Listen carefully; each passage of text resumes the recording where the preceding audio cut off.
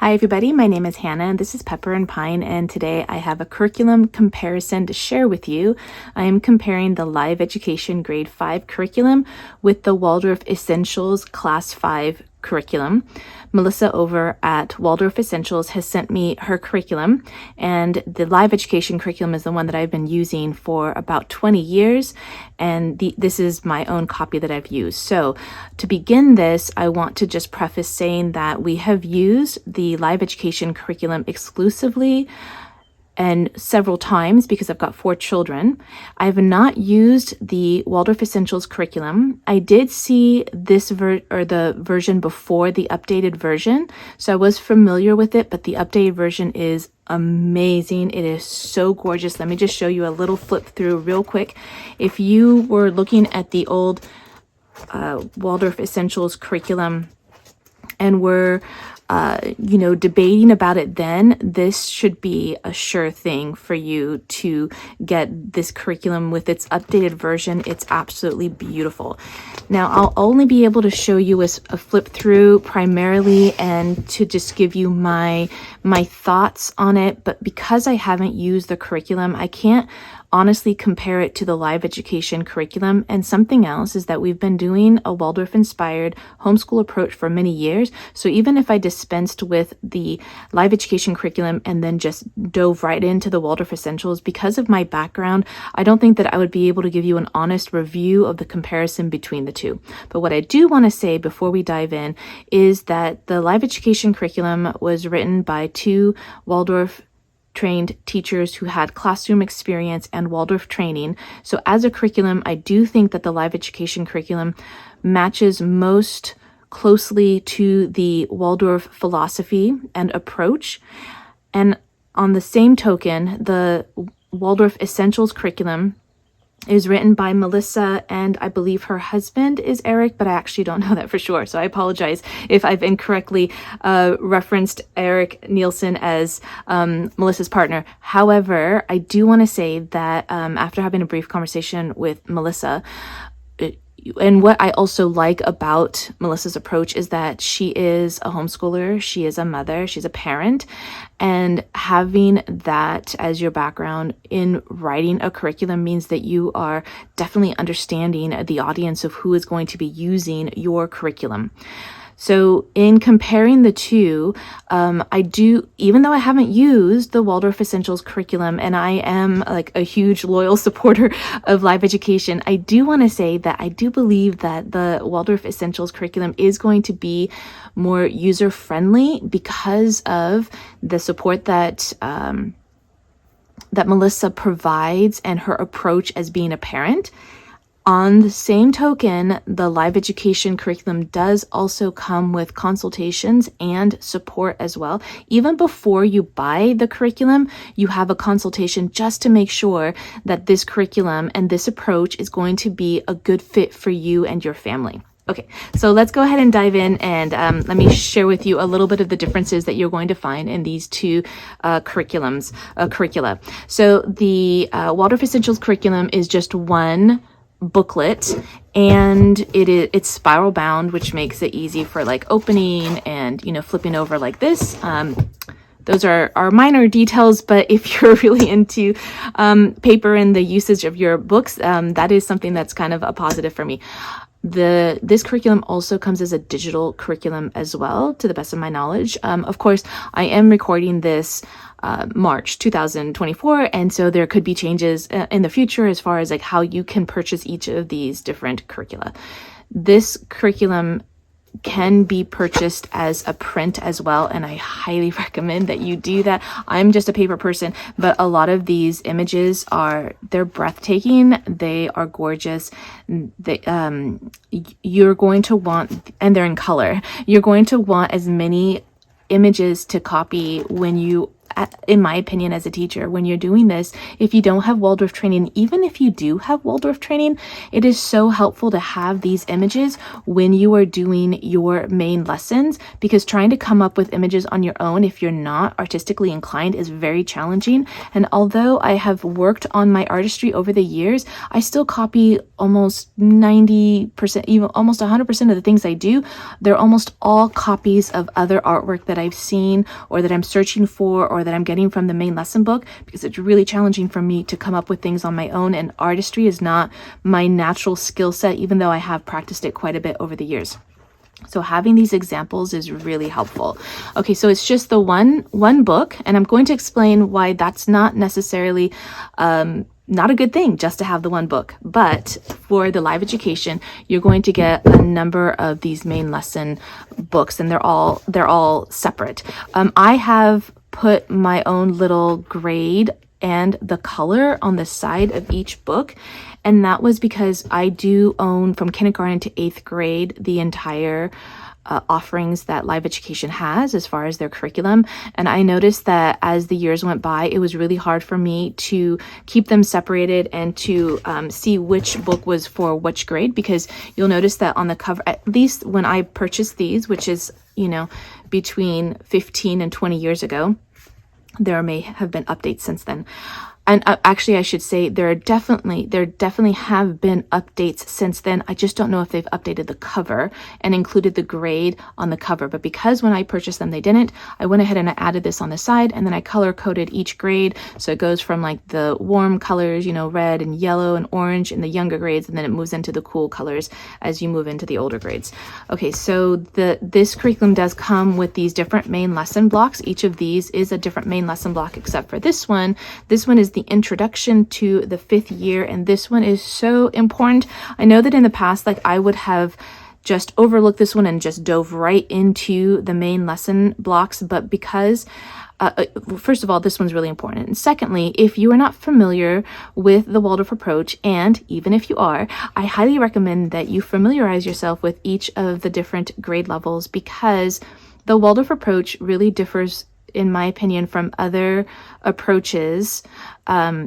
There is some similarities. I'm going to draw on those in a moment, but it differs in that it doesn't matter if you, say, already know your letters and you're reading when you're entering grade 1, which would be about 7 years old, and you're like, oh, well, my child already knows how to read, let me bump them up to 2nd or 3rd grade. That's not really the way this curriculum works. Rather, this approach works. It works based on the developmental stage that your child is in, because the majority of the content, the richness of the lessons, comes in the stories, and you can always adjust the level of academics after you do the stories. So if your children most children know their letters and even know some basic words by the time they're entering 1st grade, age 7, even if they've grown up in a Waldorf environment entirely, they're just familiar with it. But the stories that go along with each of those letters, that is the content, those are the lessons.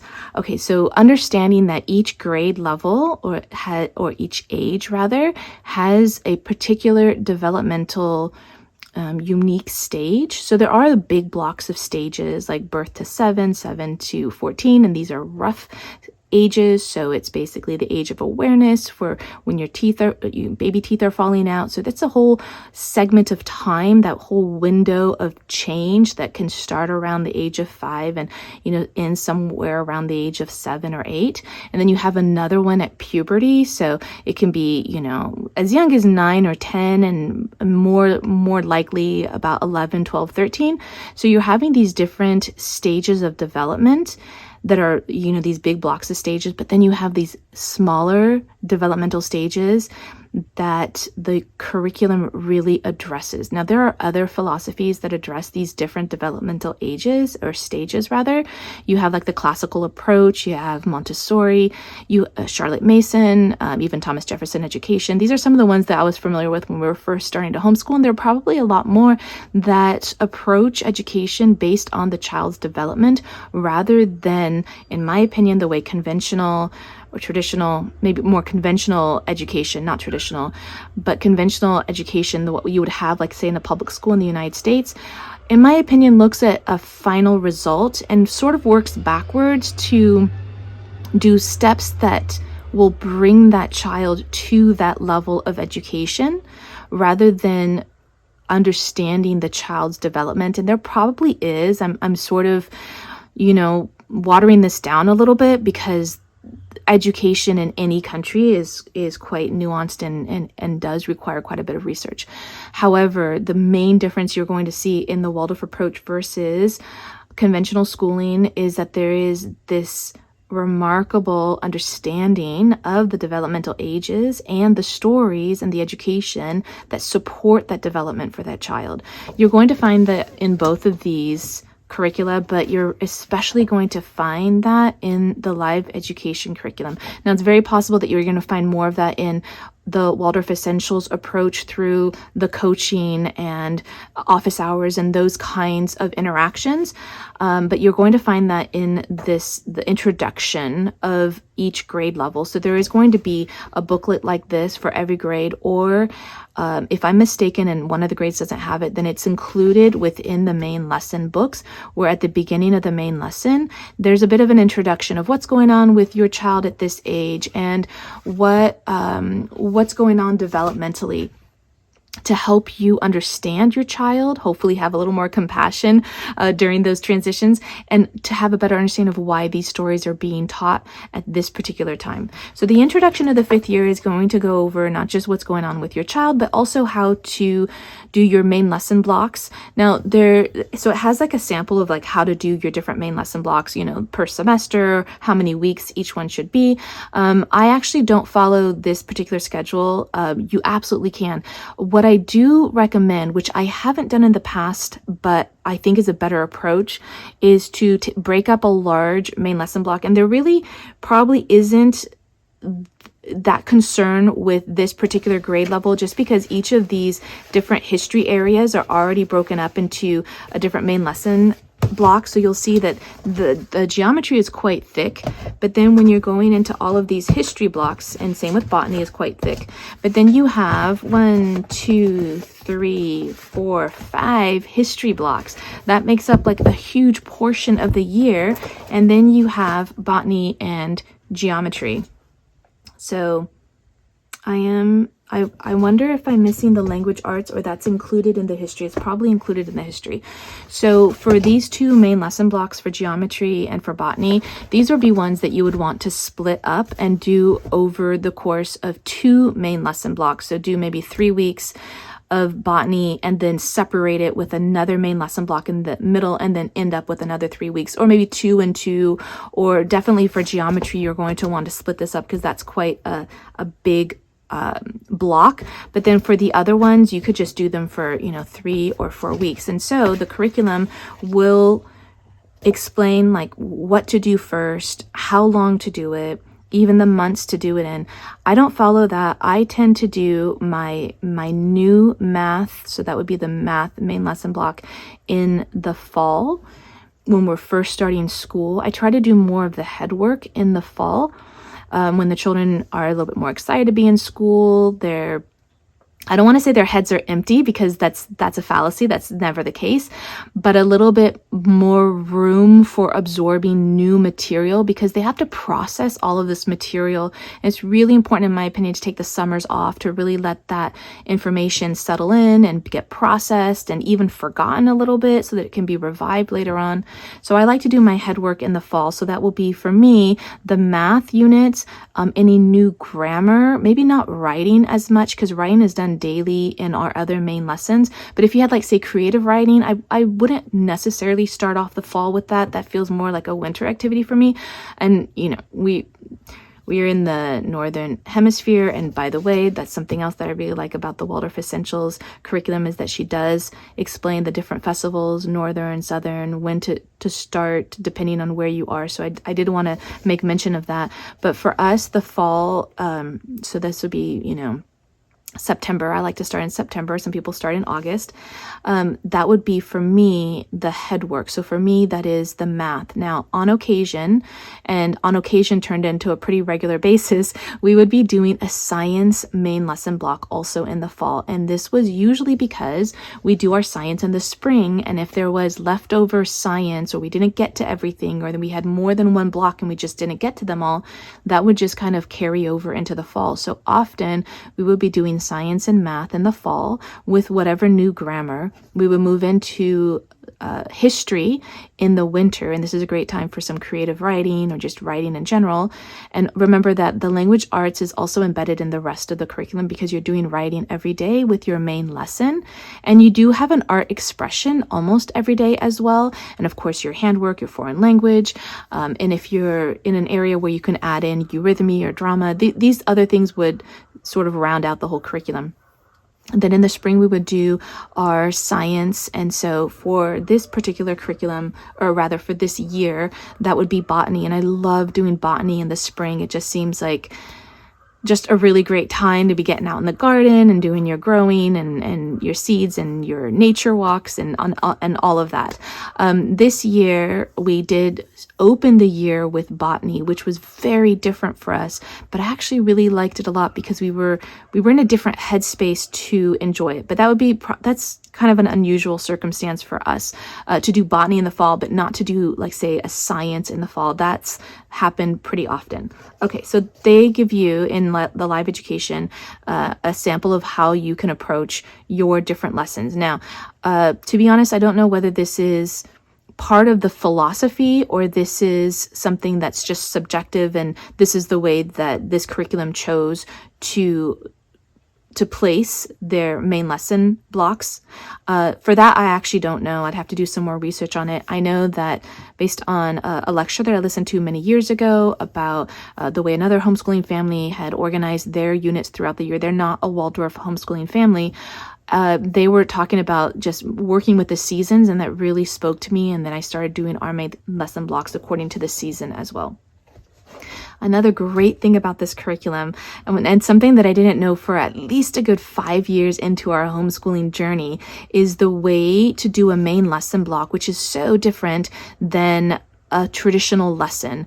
So when I was first starting to homeschool, and I apologize for all of these tangents in describing my own personal attachment to the philosophy and my own journey with it, because it's different than the review, but I will say this.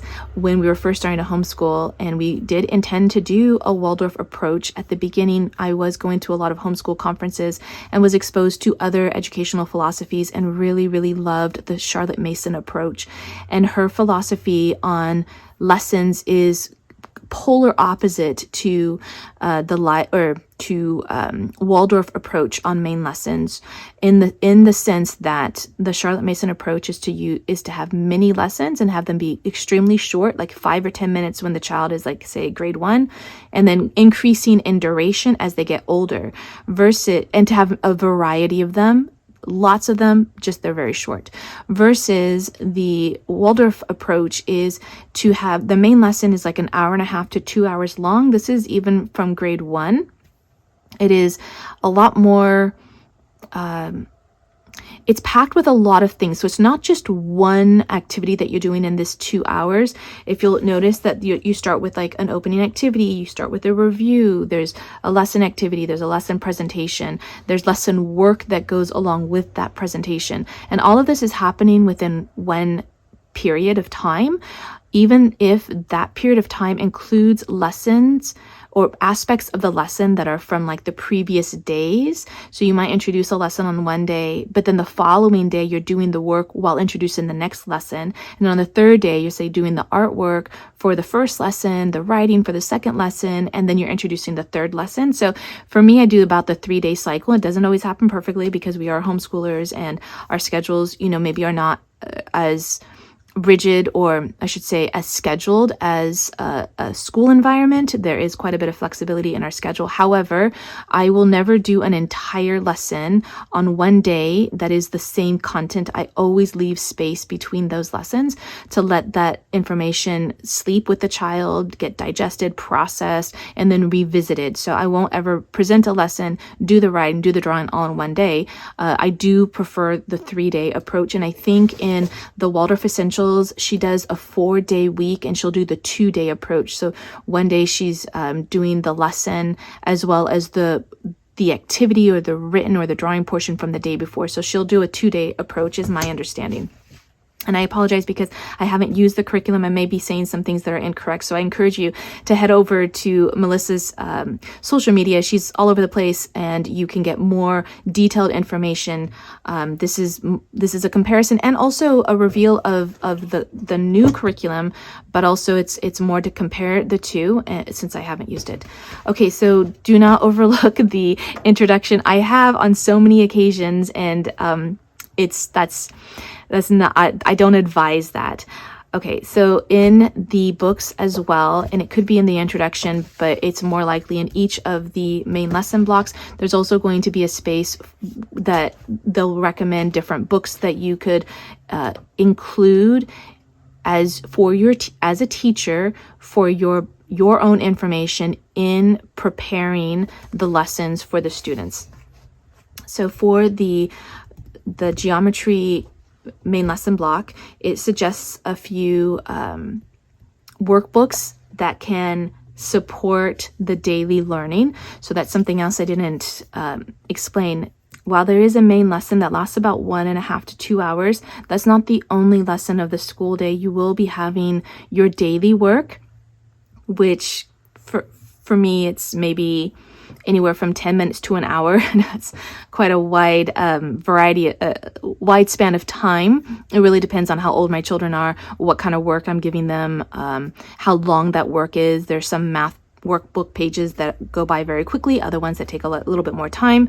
So I will have some daily work for them. It also may include, say, the written portion of a main lesson, like maybe, we just didn't get to it because we had too many hands-on activities. So there is that daily work, a good hour of time. For younger kids, much less. My daughter right now is 13, so I'm thinking in terms of, she'll need an hour of time to do those things. Younger children, maybe 5, 10, 15, 20 minutes max of doing that kind of daily work. So the lessons in all of the main lesson blocks, what you are getting in the live education curriculum is the content that the teacher will read, process, and then present. This is not a read aloud. You are not reading to the children out of these lessons, especially the math. You're oftentimes you're doing the math.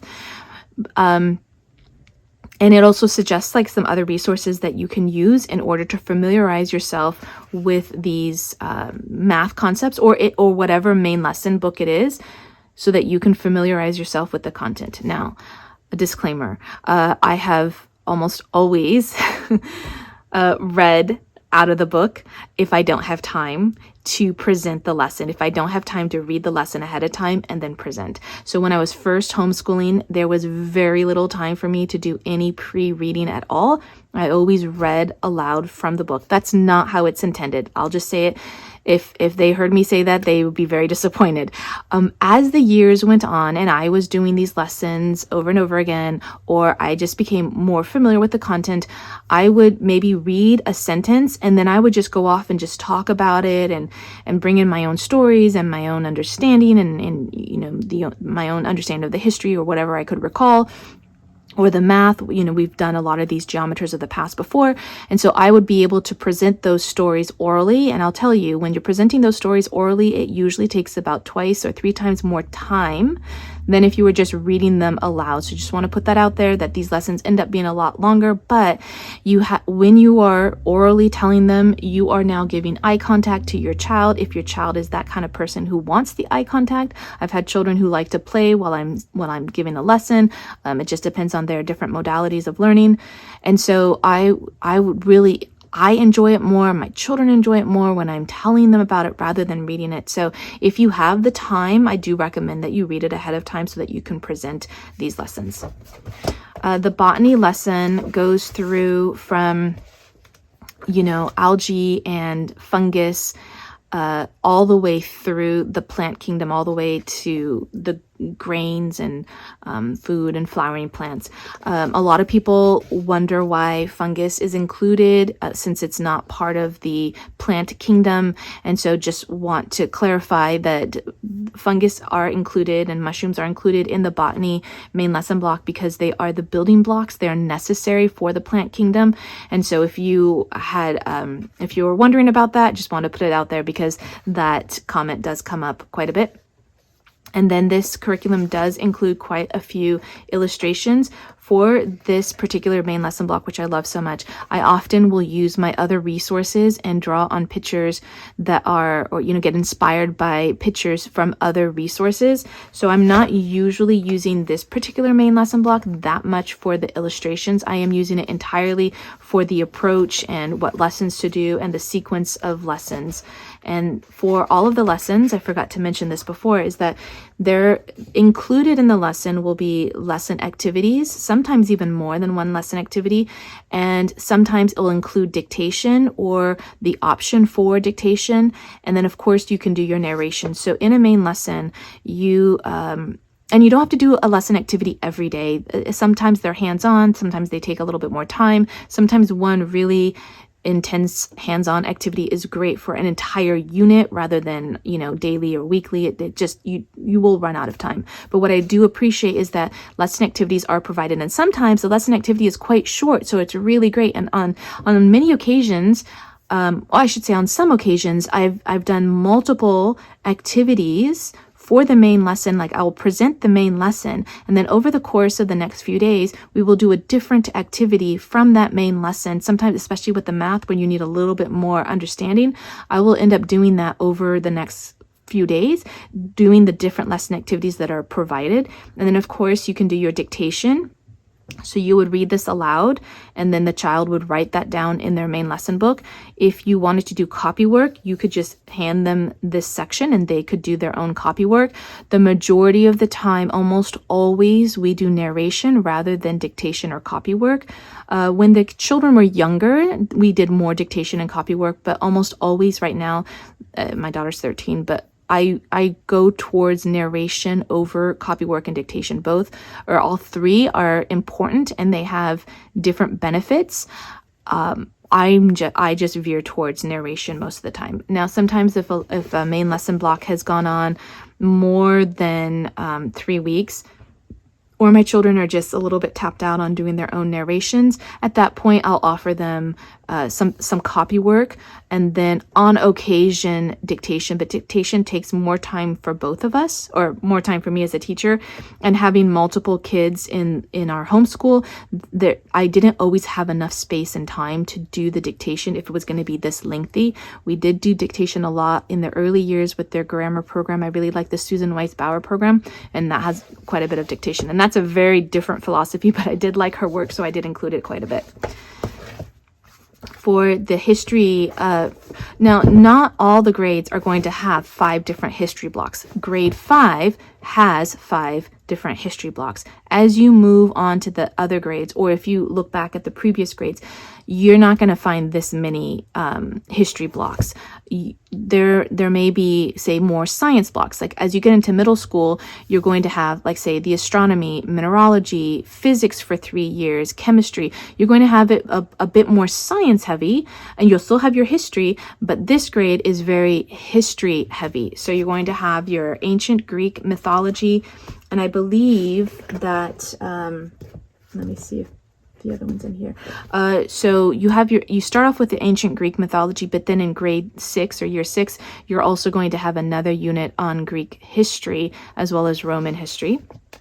And so this particular curriculum does provide the stories, and like I said, on many occasions, more often than not, I was reading these stories rather than telling my child these stories from memory. At the beginning of the book, it'll also offer some books that you might purchase so that you can familiarize yourself with these stories. They are the stories that you're going to find in books that talk about, like, say, the Greek mythology. They're going to be the same stories, but they're going to be retold in a slightly different way with each author. So having just one book is good enough. Oftentimes, especially at the library bookstore, I would pick up multiple books on these different subject areas and found they were pretty much saying the same stories. I didn't need to read from 3 different books the same story, especially when I was reading them aloud to my child. So just a no on that. Then there's Ancient Mesopotamia, and this one comes with some great illustrations and all of the content. We did add a couple of extra books to this unit.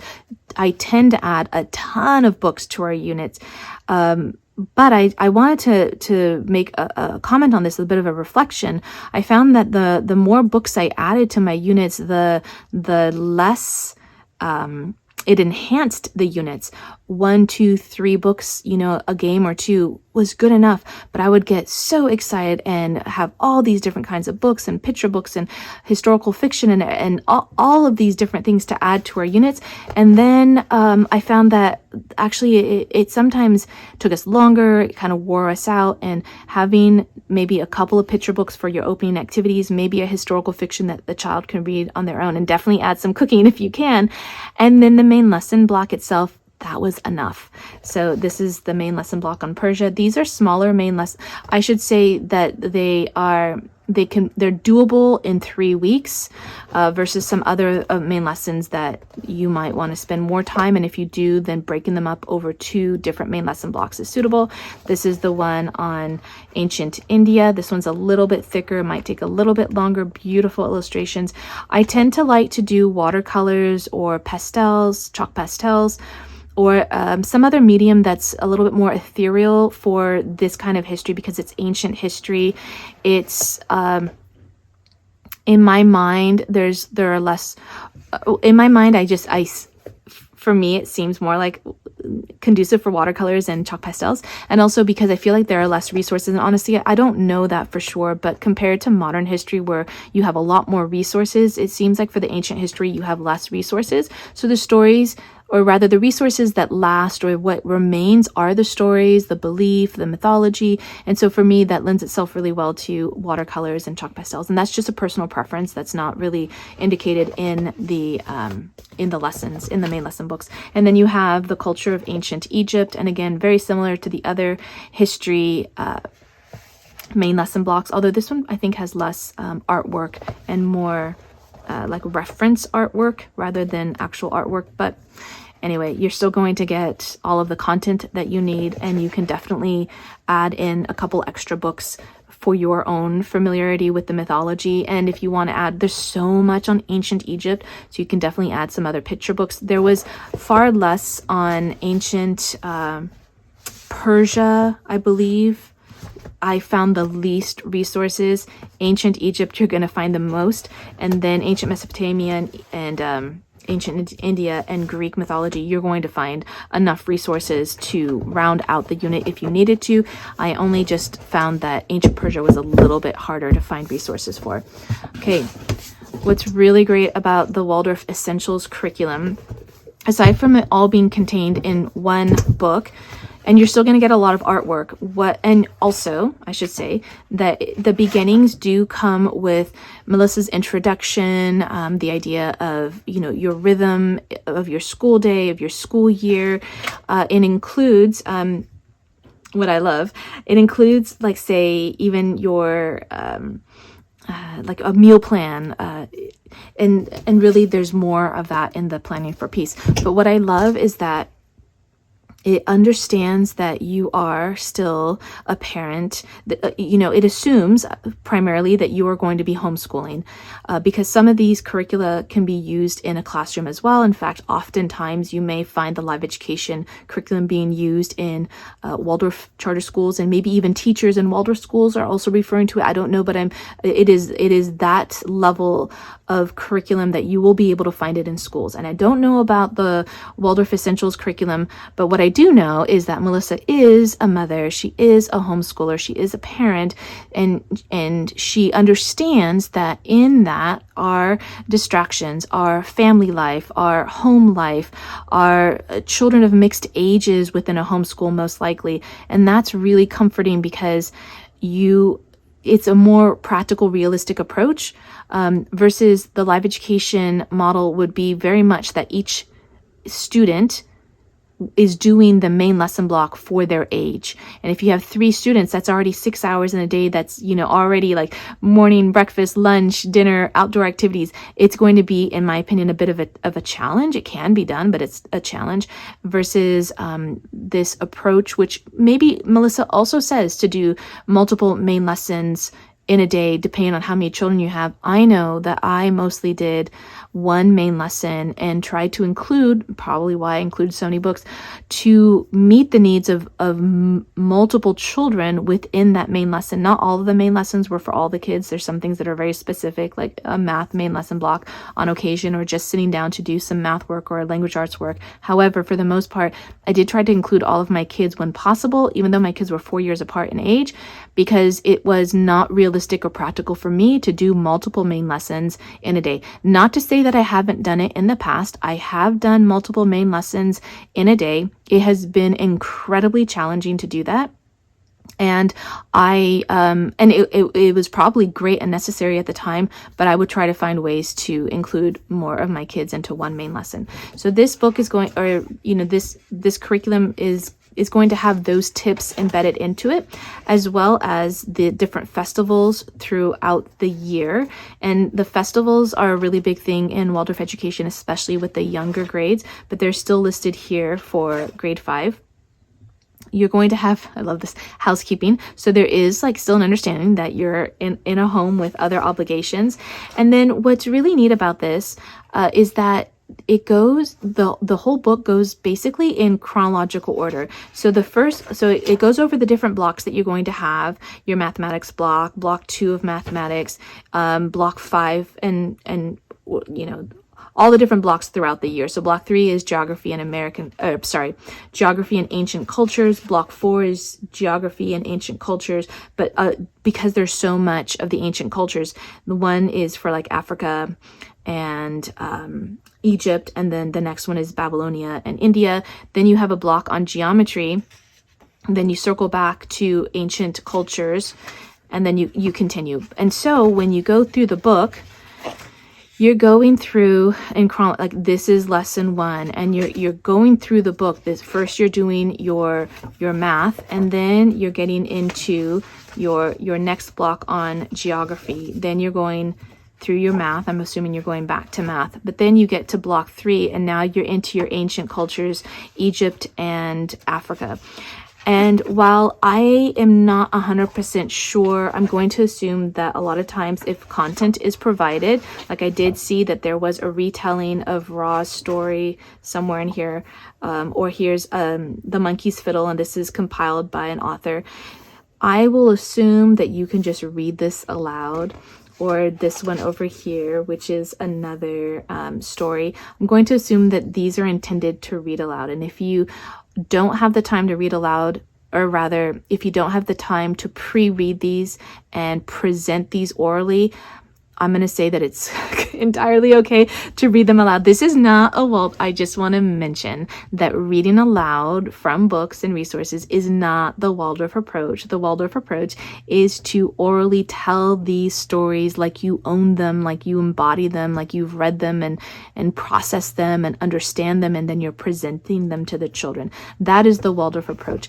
The Charlotte Mason approach is very much reading from quality works and not diluting those quality works with your own words and your own interpretations, that you're reading from classics. So if you like the idea of reading quality books and you still like the Waldorf approach, then you can just read your lessons, but it's not really going to be the Waldorf approach, right?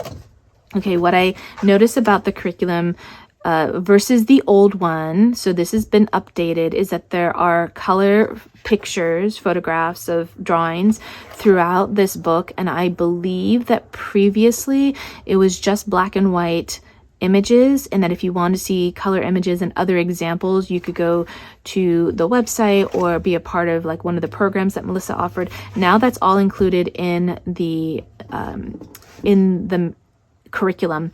The other thing is that the curriculum also has a digital version, and so it makes it totally accessible worldwide. And I do believe that it is more cost, like it's not as expensive as the print version, but I actually don't know the prices, so I can't say that for sure. I do believe that the Waldorf Essentials curriculum itself is more affordable than the live education curriculum. This curriculum is quite pricey, ranging, I think, in the 400s, like 300s to 400, or 350 to 450 approximately. So that is like a huge investment. We've had 4 children homeschool, so and we haven't purchased all of our curriculum on our own, so that seemed like an appropriate investment for us. However, this seems like a really good option if the live education curriculum was too expensive and you wanted to do this curriculum instead, or you were just kind of like wanting to dabble in Waldorf and you weren't quite sure. If you're not quite sure, then I don't recommend getting the live education as like your introduction to Waldorf. Oh, actually, I take that back. It's probably great as an introduction because it is so thorough. However, it is quite labor intensive in my opinion. And since I haven't used the Waldorf Essentials curriculum, I can't say how labor intensive this one is. However, it appears like it's less labor intensive, but I could be very wrong on that. So I apologize for not having more experience in telling you between the two.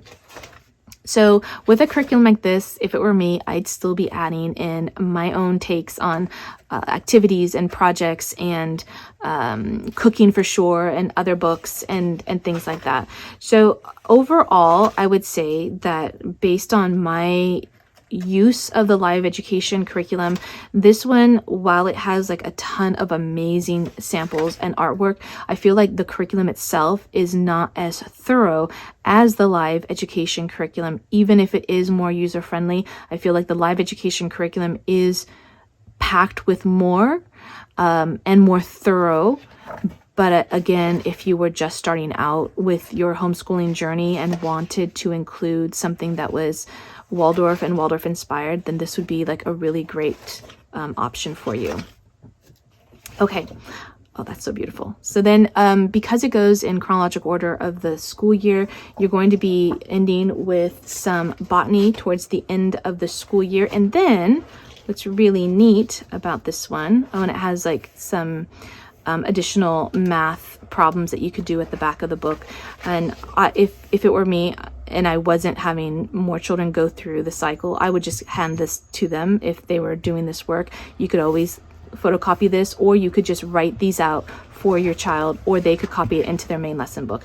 But there is, oh, that's really wonderful. There is some handwork projects at the end, but also there is something I wanted to point out at the end of,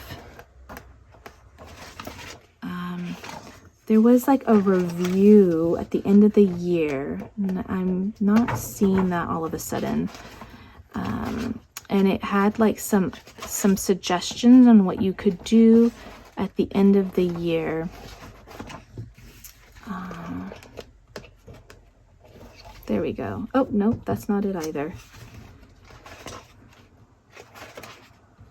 Oh, that's lovely. Some bonus main lesson blocks on different cultures. That's a great idea. That really makes it universal if you're looking for something that was a little bit more diverse. Well, I cannot find the parts that I wanted to show you. It was a really great option at the end of the year. It was a bit of like a review at a glance, and I apologize. I can't seem to find it now.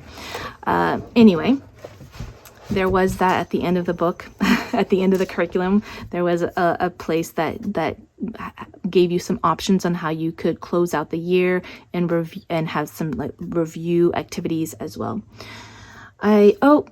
Before I end, I forgot to show you the Planning for Peace. This is the planner. I want to just show you how thick that is. It's about twice as thick as the curriculum itself. And this is packed with such goodness. Not only a place for your planning, for your main lesson block planning, for your meal planning, for the rhythm, for a calendar. It even goes through the different temperaments and how to use block planning, meditation. Oh, this is beautiful. The curriculum, like this is just so beautiful. This is like an everything planner because it goes through so much. This seems like it would be just ideal to have to really get everything out of your brain and onto paper to help you have a successful year. This seems like the planner for you. I hope that this video was helpful for you in deciding which curriculum would best suit your family. You can find more information on both of these curricula down in the description box below, as well as on the blog post that accompanies this video. You can find that link in the description box below. And if you want to see how we're homeschooling on a daily basis, you can find me on Instagram at Pepper and Pine.